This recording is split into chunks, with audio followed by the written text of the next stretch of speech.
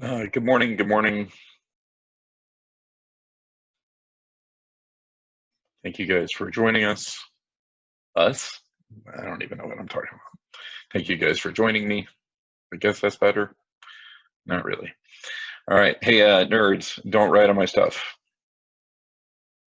Again, I know I just mentioned it a second ago, having some problems trying to do stuff, but don't draw on my stuff. Don't need your help. You got more than enough to do here. All right.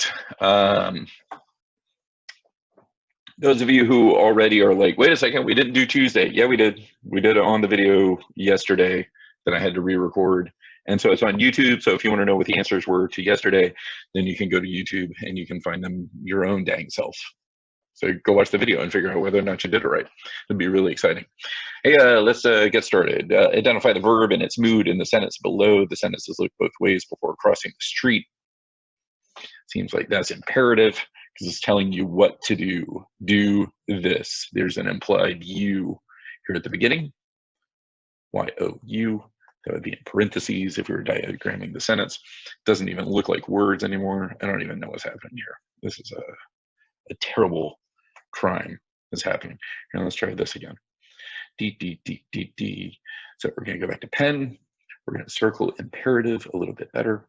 We're going to say Y-O-U and parentheses. All right. Number 2, proofread the sentence below, then rewrite the corrected sentence. The girls, they could have stopped if by what? I don't even know. Oh my God, this thing is terrible. Capital T, the girls, the girls, let's get rid of the they, could have, that should not be that, it should be have, could have stopped by if we had known they were in the neighborhood. I guess we should put a little comma right there after by. They could have stopped by, comma, if we had known they were in the neighborhood, and a period at the end. So there's that. Hopefully you rewrote that some. Which of the following can be astute? Which of the following can be astute? Let's see if you guys actually have some answers here. I'm gonna guess no, nobody did the work. Let's see which of the following can be astute. Beep, beep, beep, beep, beep, beep, beep. Don't everybody answer at once. Everybody calm down. Oh my goodness, it's just crazy. Oh, I'll take it in. Tastes like coffee. All right, finally, people are starting to answer, and as they do, they're all answering an inventor, which would be appropriate. So there's that. Add commas, parentheses, or dashes where needed below. Students snickered when they heard that Mr. McWilliams' nickname, though it's unofficial, is Big Mac. So we're going to put a dash right there and a dash right there. So between nickname and though, and between unofficial and is, this is stuff that we don't actually need in the sentence, which is why we offset it with dashes rather than commas. So take that. Lastly, choose an anonym for the following word: debonair. Debonair is suave and like James Bond is debonair. I guess. Does that reference even make sense anymore? No. Man, I've gotten so old. Who's debonair nowadays? Hey, what's that guy in the what's that guy in the movies? You know, the guy who's debonair. He would be charming or smooth, or The Rock is not debonair. I mean, I guess he could be. When you're that big, you can't really be debonair. I think that's part of the problem here. You can't be that debonair when you're The Rock. Let's say Joey says him. Joey says himself. He is debonair. Sam Jackson? No. Bob Ross? No. Chris Pratt? All right, Ashik, I'll give you that one. Chris Pratt could be. All right, we could go with Chris Pratt. I was thinking, what's that guy? I don't know people. All right, now it's just a mess. Let's just stop. So the antonym here is awkward. Great. The internet connection is unstable, guys. That's good news. That probably won't end with anything bad happening. like my voice going. All right. So there's your bell work. I'll leave it up there for a second. Okay, that's good enough. Let's move on. Let's get the more important stuff going today, or at least attempt to get the more important stuff going today. We're going to do this.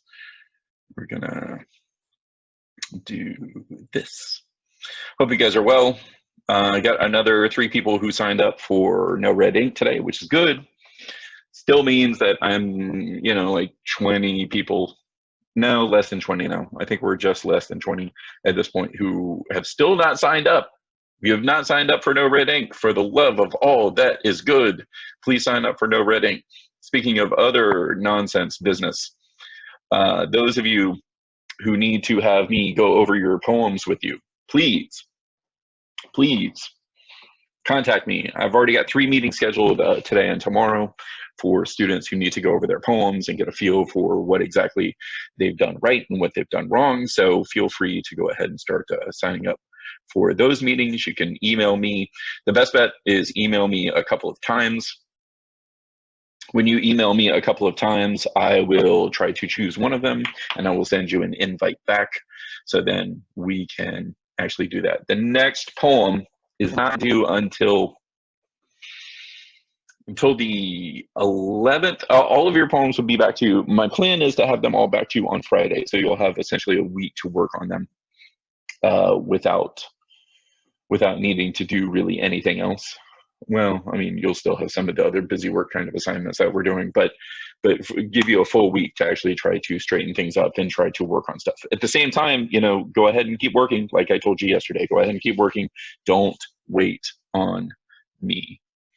All right. Today's poems are going to come from Langston Hughes.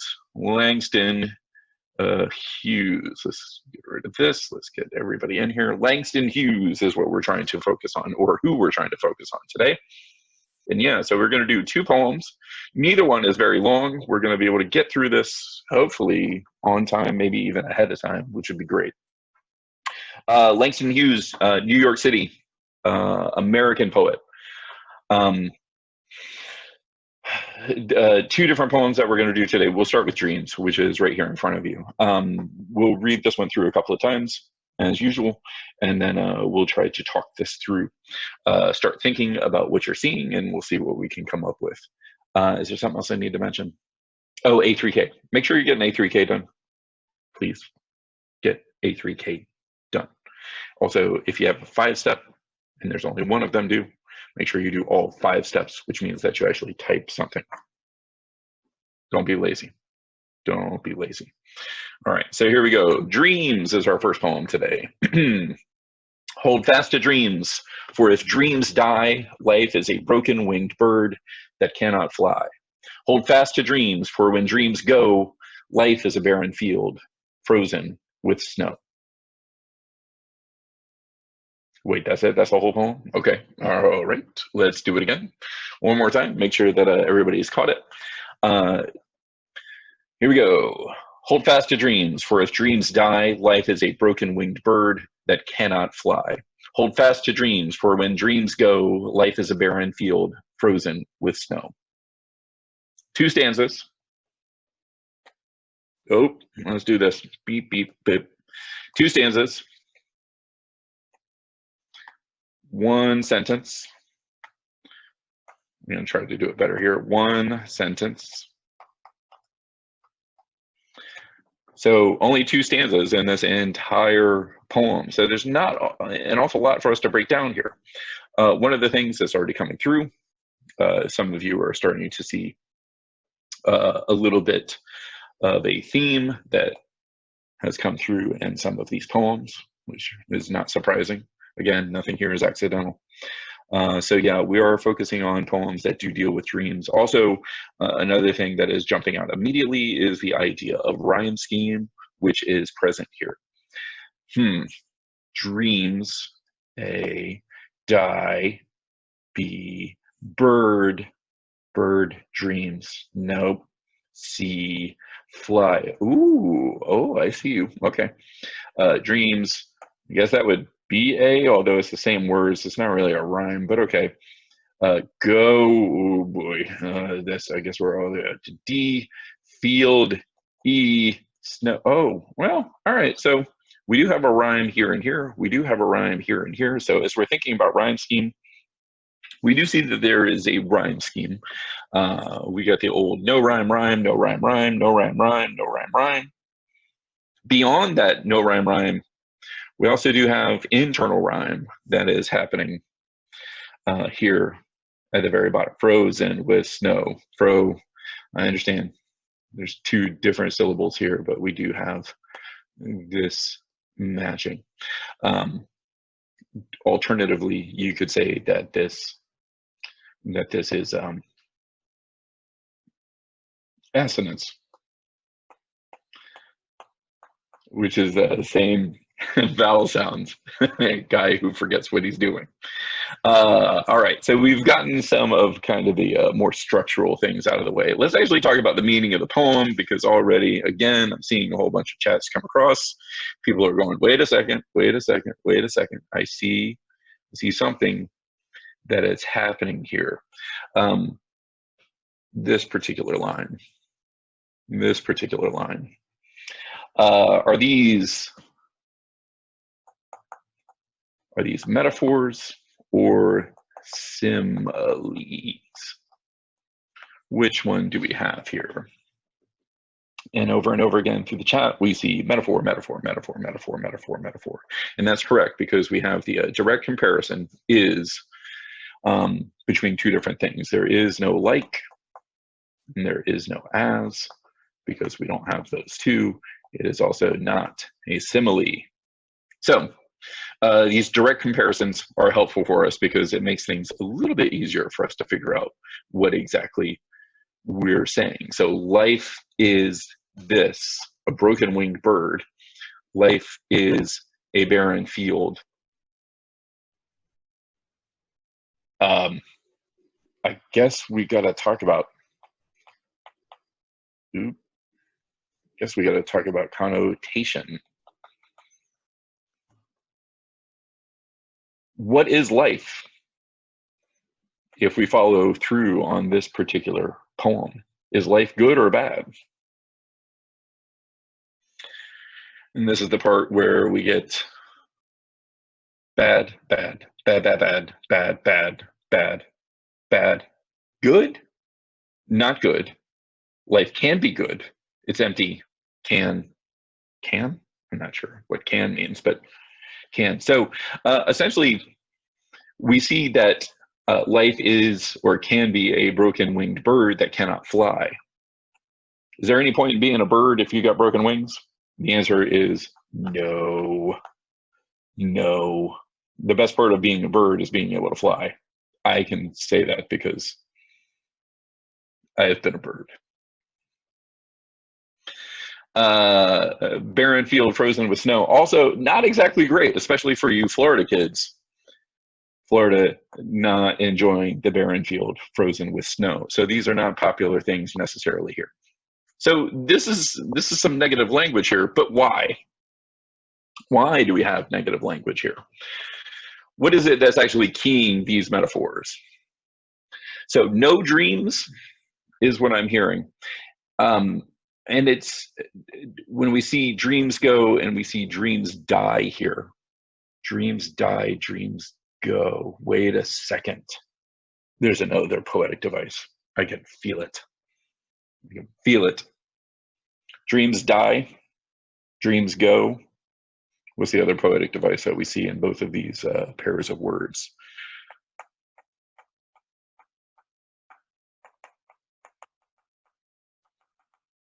Personification. Personification, I guess. Yeah, personification is definitely the correct answer here. So we do have, there is some repetition because we are talking about dreams more than once. Good job actually starting to identify that as well.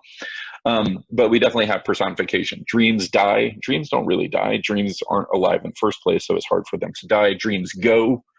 I mean, a dream might end when you stop dreaming, or if we're talking about dreams in terms of them being a goal, still a dream's not going to walk away from you. Here we actually have the dream going, which probably means that it is actually sprouting legs and walking away. So in this particular instance, we do have personification that is hidden within this poem as well. But it is that lack of dreams that is what causes life to be these two negative things that we see in the bottom two lines of each stanza, or the second half of each sentence, however you want to look at this. So the advice that's given to us by the poet here is simple. Well, if I can circle it. Hold fast to dreams. What does that mean? Hold fast to dreams. He says it twice. There's definitely repetition. Hold fast to dreams. Kang says, keep chasing those dreams. Let's see what else we can get here. When they say hold fast to dreams, what do they mean? Let's be more specific, because the speaker here is definitely Langston Hughes.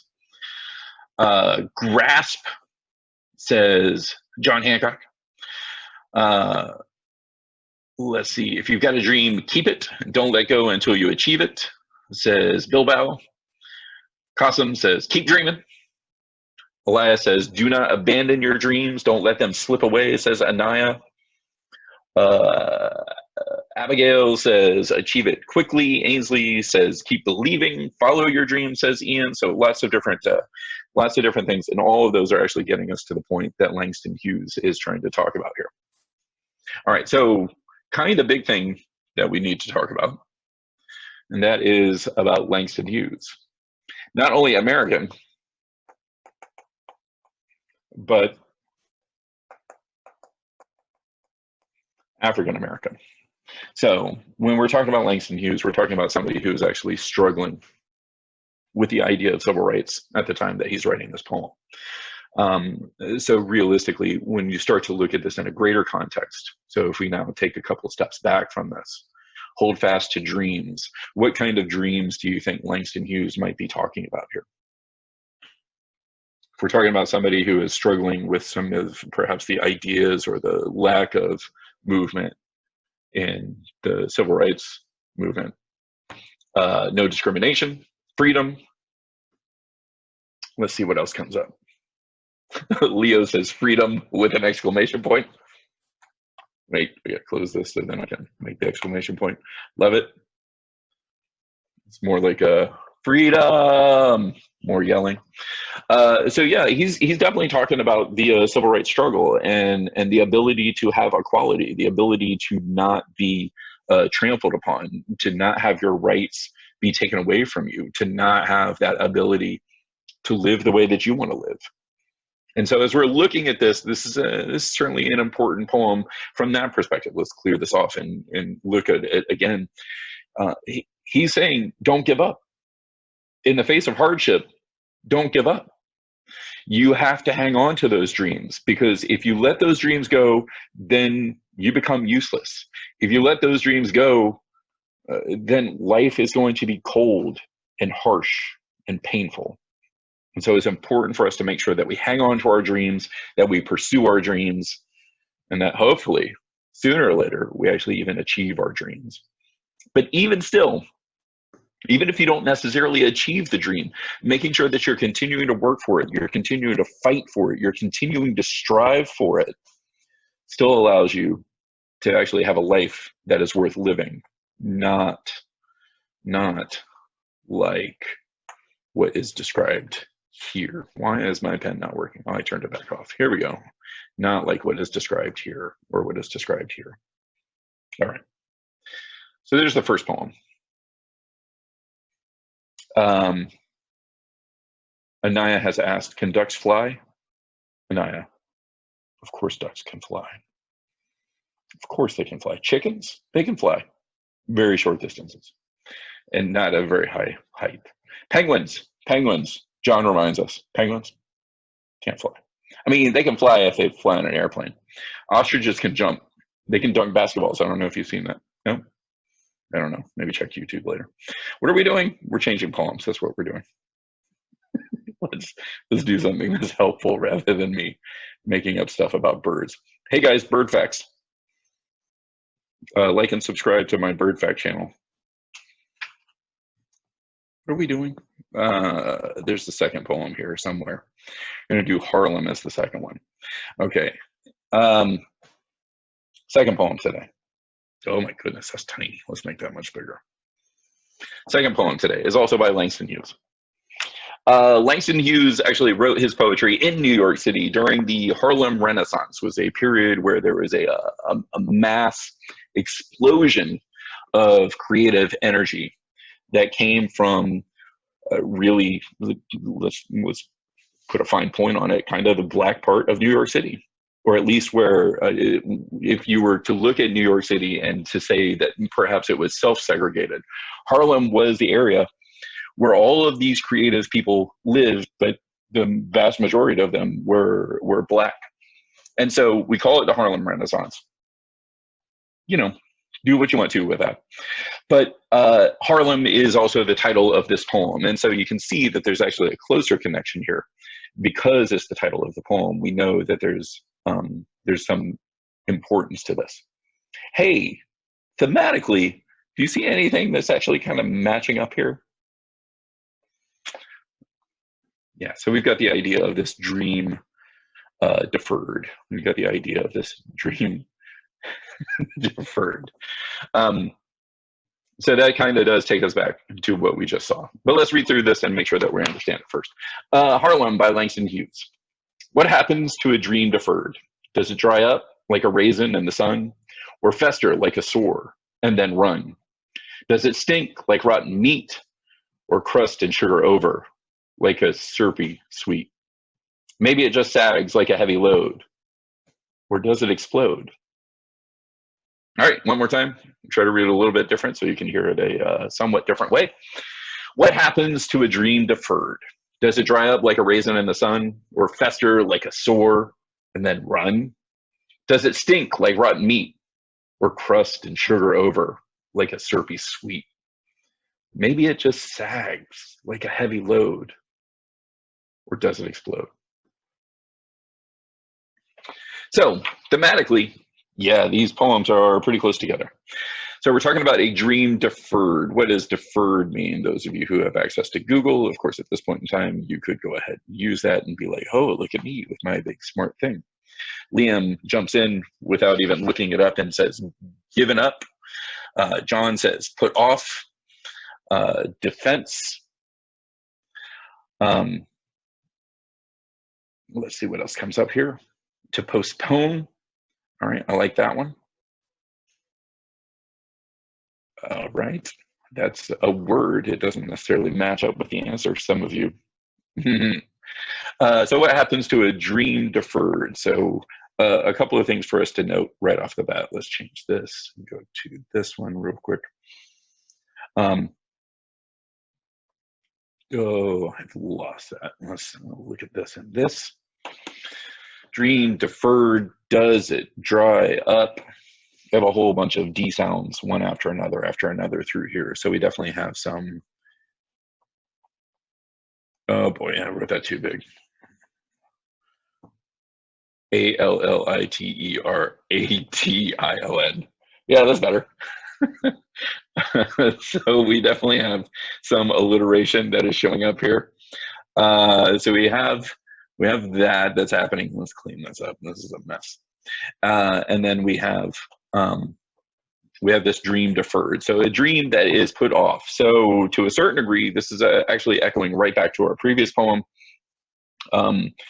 For when dreams go or when dreams die, so a dream deferred. And so now he's looking at this dream and going, well, wait a second. What happens when you give up on your dream? So we've already seen previously that his belief is not that you should just give up on your dreams. You should continue to pursue your dreams over and over and over and pursue them without fail, because otherwise life becomes this miserable existence. Here, he actually thinks about the dream itself and what happens to the dream. So what is it that's mostly present, especially through, let's go back to this, especially through this part of the poem? What poetic device is here? We've talked about this one already. You've seen it before. you should be able to say very easily what this is. You could check your notes from the previous meetings. Wait, was I supposed to take notes previously? Oh boy. Oops. Let's bring this back. Lots of ideas so far. This is good. The first thing that starts to show up in some people's mind is the idea that this like shows up. 4 different similes that are showing up through here. That's definitely accurate. We also have the idea of personification, because if we change this color real quick, and then run does make it sound like the soar is perhaps actually running away.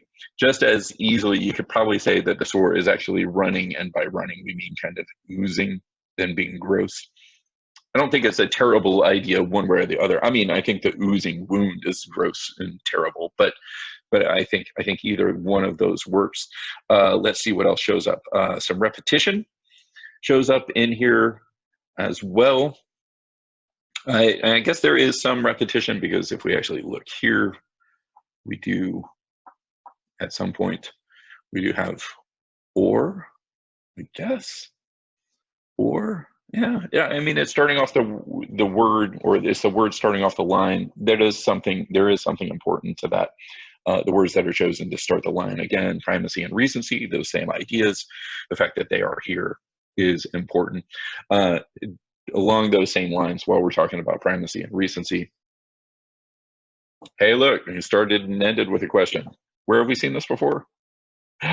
Oh yeah, miracles. That's right. We saw that, where it started with a question and it ended with a question. So we are seeing those same kinds of things. I think the one thing that we haven't mentioned yet, that I will change so we can actually write this out, is we do have or why this is terrible imagery. We do have some sensory imagery. So the idea of a raisin drying up in the sun is something that we can see. It's definitely a simile. At the same time, it is a simile that brings to mind the idea of a grape sitting out in the sun, actually drying up and becoming that raisin. It allows us to actually envision. If you really do, you can envision the soar and how it's festering. Festering is, well, what is festering? You guys know more than I do. I don't know as much as you guys do. If you guys have looked that up already. Growing, says Adam. Growing worse, says Adam, as he adds a second word.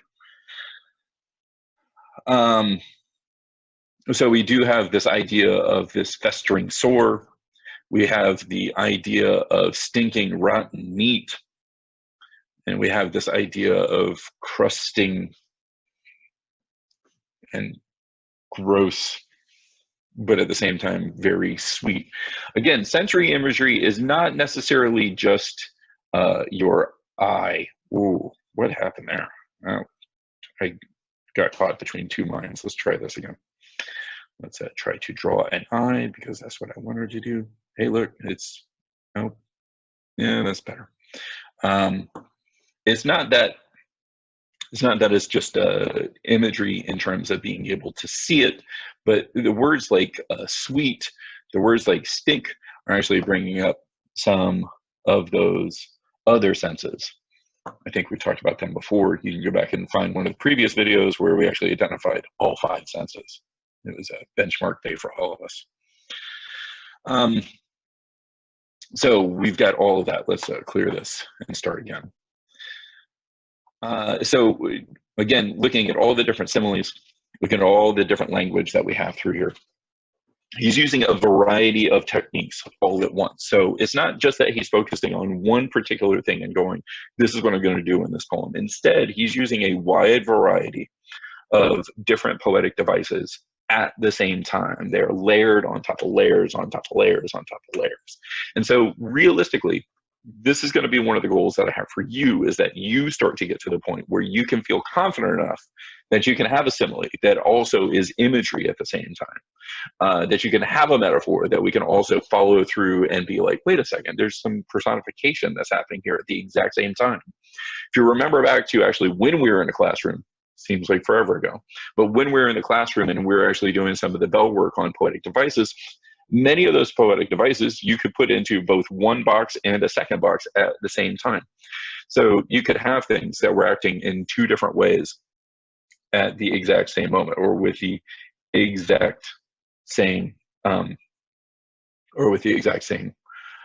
line, group of words.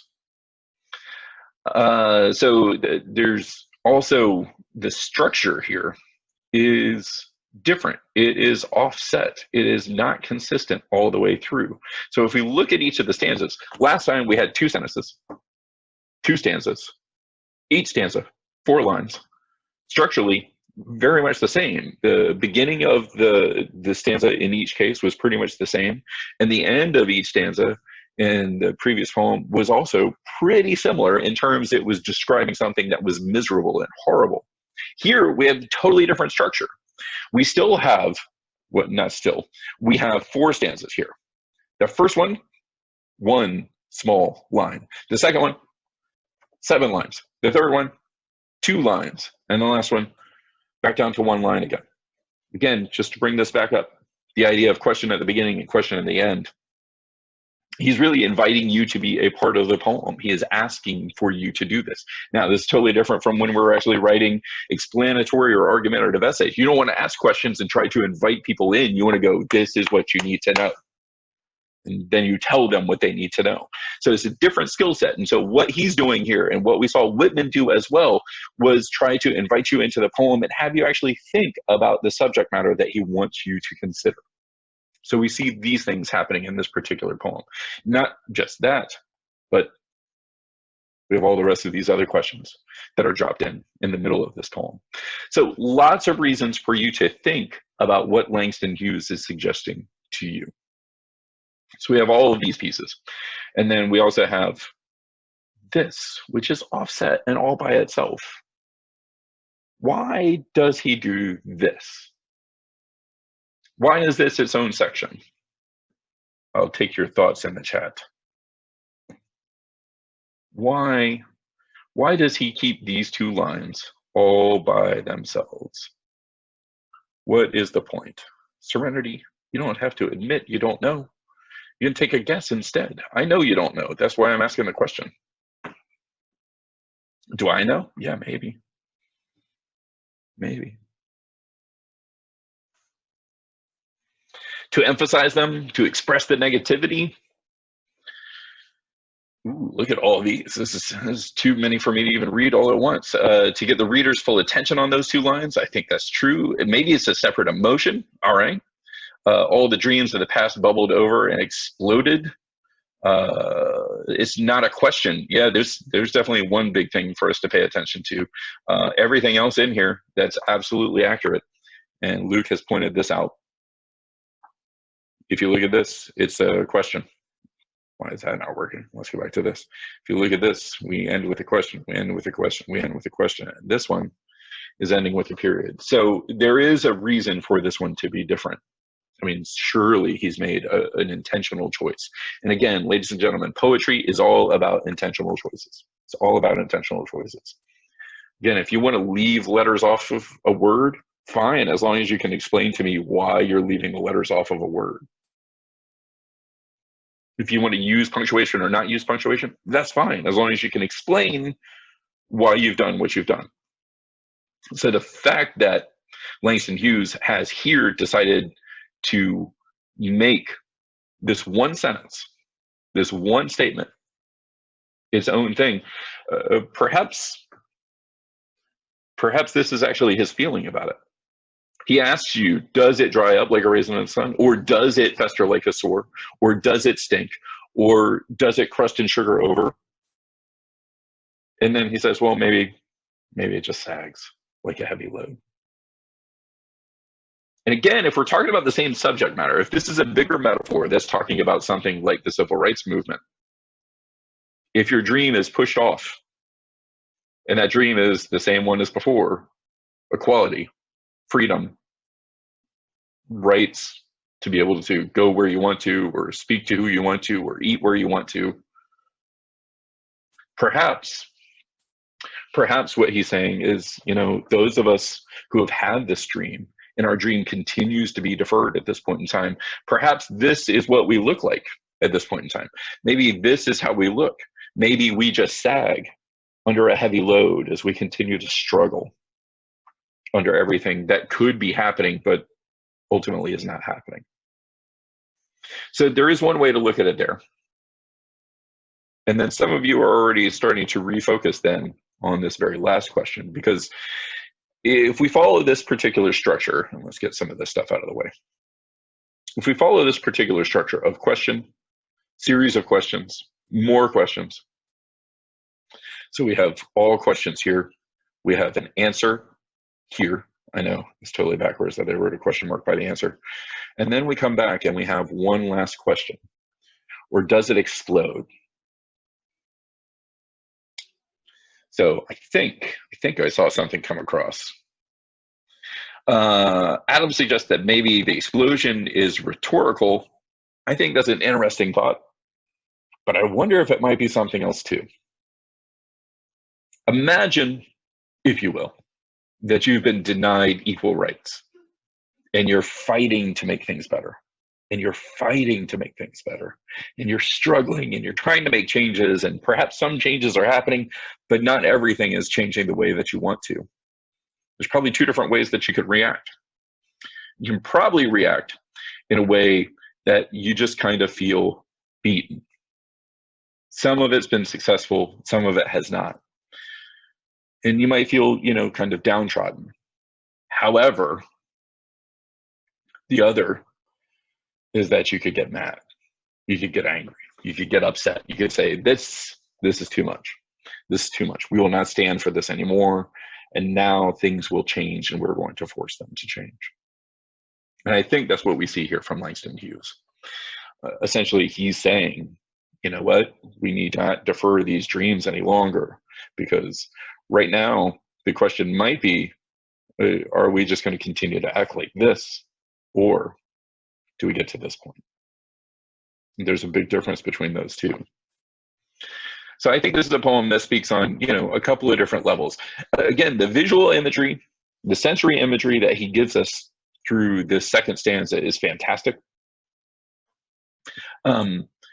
You can definitely feel and taste and smell each of these different things that he describes for us. But then at the end, he gives us a really strong message about making sure that at some point, some equality comes forward, hopefully. So a couple of poems by Langston Hughes today. Let's see, is there anything else in the chat we need to deal with? Yeah, we're good. Some good answers in there. My apologies that I did not give you guys credit for those when you said them before. Okay. So let's run back through things real fast here to wrap things up. Make sure, if you will, here, let's get rid of this. Make sure, if you will, hey, look at all the people. Hi, everybody. Make sure that you are doing A3K. You got two lessons, 1 5 lesson. Those are due by Friday. Make sure that those get done. In addition to that, in No Red Ink, if you have not signed up for No Red Ink yet, you need to sign up for No Red Ink. What are you waiting for? Come on, everybody knows the code at this point in time. And if you don't know the code, then text one of your friends and they'll text you the code, because now everybody knows the code, right? Surely everybody knows the code. We're not going to say it because that would be a terrible thing for us to do, because everybody else would be trying to join in our thing, and we don't want them here. Make sure that you get that assignment done in No Red Ink. Again, to recap what that assignment is, you're going to write a paragraph. That paragraph is going to be read by other people. When they read that paragraph, then they are going to give you feedback on your paragraph, and at that point in time, you'll be able to go back and actually update your paragraph and try to reflect some of the recommendations that have been made by your peers. So we're going to do that. And then the other thing to do is make sure that you're getting all your bow work done, so you'll be good for the quiz on Friday. There's no poetry assignment for this week. There's no poetry assignment for this week. If you want to continue working on it, you can. If you want to schedule a conference with me, you can. Those are both options, but both of those are optional. You don't have to do anything. There's not a PDF for the no rating. There's a few different things in there, but there's not an awful lot. Can I explain it one more time? Okay, I'll try it again. Here's what I want you to do. I want you to write a body paragraph in no rating that captures the two different sides. I mean, essentially, it capture the two different sides? I forgot the prompt. I read the prompt 2 weeks ago, and I can't remember it at this moment. What I would suggest is follow the instructions. All you got to do is write one paragraph, and it's asking you to reflect on, I think it's learning at home as opposed to learning in the classroom. Write that paragraph. People will give you feedback, and then you'll update the paragraph. It will be as simple as that. So,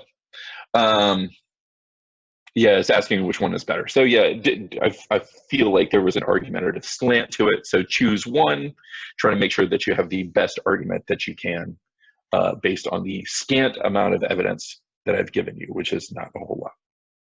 All right. Anything else? Okay. All kinds of nonsense happening in the chat. I'm glad everybody's having a good time. I think it's time for us to call it. Hey, 3 things.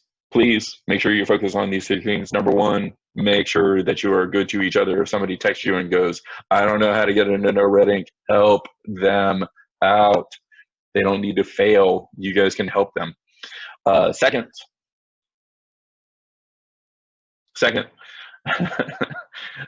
make sure that you are good to your family. Don't step on anybody's toes. This is certainly a very difficult and trying time. Very, very difficult to be a teenager at this point in time, but I have faith in you. I'm sure you can continue to be just annoying enough, but not so annoying that you had to be, knocked around. And then thirdly, be good to yourself. All right. It's been lots of fun. Blah, blah, blah. Merch is coming soon. Hey, like and subscribe, everybody. Thanks for coming to the channel. I'll see you again soon. I